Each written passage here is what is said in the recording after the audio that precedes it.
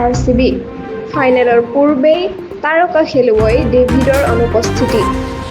অধিনায়ক পাটিদাৰৰ ডাঙৰ আপডেট নমস্কাৰ অসম নিউজ এক্সপ্ৰেছলৈ আপোনালোকক স্বাগতম জনাইছোঁ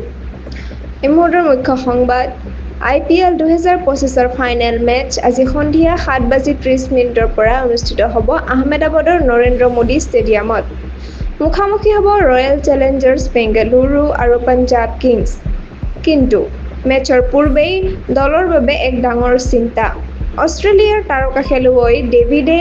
হামষ্ট্ৰিঙৰ আঘাতৰ বাবে যোৱা দুখন মেচ খেলিব পৰা নাছিল তেওঁ ফাইনেল মেচতো খেলিব পাৰিব নে নাই সেই সন্দেহ এতিয়া RCBৰ অধিনায়ক ৰজত পাটিদাৰে সংবাদমেলত স্পষ্টকৈ কৈছে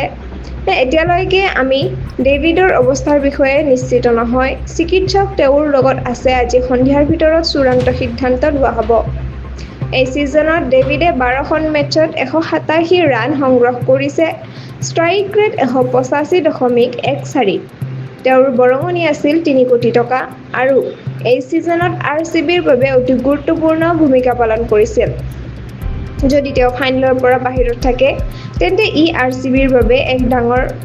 বিপদ হ'ব বৰ্তমান সময়লৈ এতিয়া এইখিনিয়ে সংযুক্ত হৈ থাকক অসম নিউজ এক্সপ্ৰেছ চেনেলটোৰ লগত চেনেলটো লাইক কমেণ্ট শ্বেয়াৰ ছাবস্ক্ৰাইব কৰিবলৈ নাপাহৰিব লগতে কাষতে থকা বেল আইকনটো দবাবলৈ নাপাহৰিব ধন্যবাদ